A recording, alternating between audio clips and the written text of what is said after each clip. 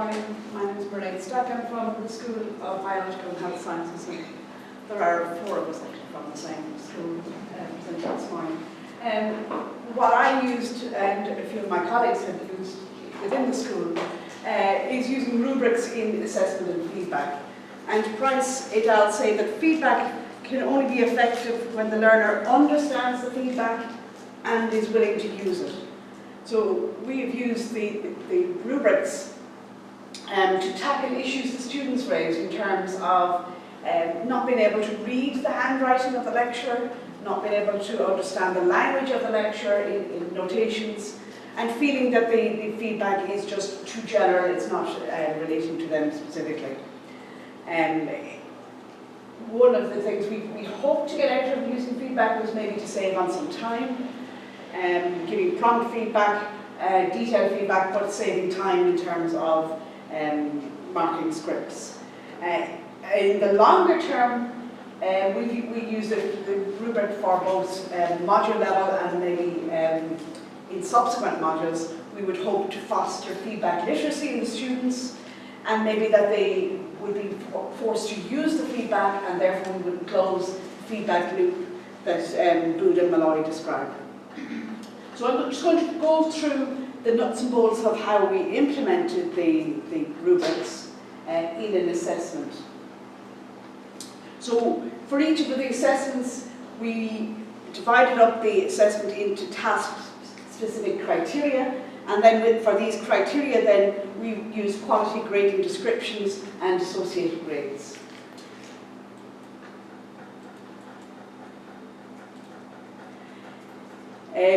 This is just a description that we would hand the students about their assessment in a module in medical physiology. So normally we would tell them the length of what they had to submit, how the marks would be divided, and the categories under which they should tackle the assessment with a brief description of the subheadings they should use. So this was then translated into the rubric, where again we can see, a little blurry, on the left-hand side the task-specific criteria, again that I showed you in the previous slide, with the associated weighting. And then on the horizontal we can see the levels of achievement the students and a description of what they needed at each level of achievement and the associated marks.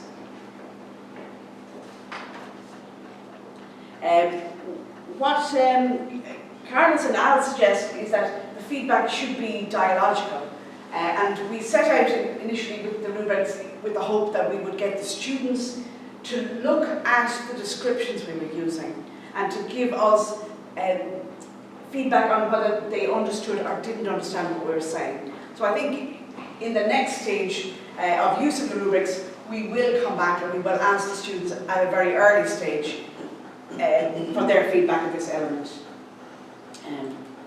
Okay, so we use this tool for a number of different modules within the School of Biological Sciences. So with 2-stage assignments, Natalie described in pathophysiology, where we had group assignments that we allowed the students to submit, give them feedback, and then we expected them to take on board the feedback. We used it in a 2-stage assignment where the student in medical physiology did an individual component. We gave them feedback individually, and then they combined with another student to do a comparative oral presentation. So they were allowed to get some formative feedback and improve on their performance. We used it in group assessments, and as well as lecturing on the individual modules, I'm also a second-year tutor in the public health and nutrition course, and we used it in a number of different modules over the course of 3 years. Mostly because we got good outcome from the first time we used it. Lecturers want to adopt it in subsequent modules to achieve particularly feedback literacy. When the student submits their report, so this is the student report on the left, we said about marking. So the marking guide comes up in the VLE. I should have said that the rubric is available in web courses and it's also available in our new VLE bright spaces. So as the student is reading, for each criterion, they score the student based on the descriptions that they have set up in the rubric, and for each of the criteria, the lecturer can put in a feedback. At the end of the marking, then the marks are totted up. There is scope to adjust the final mark and to add a final feedback comment.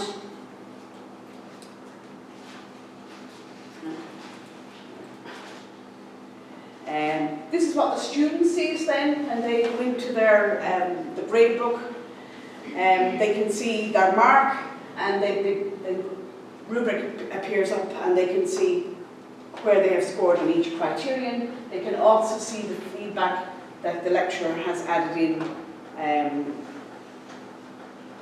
for each of the criteria.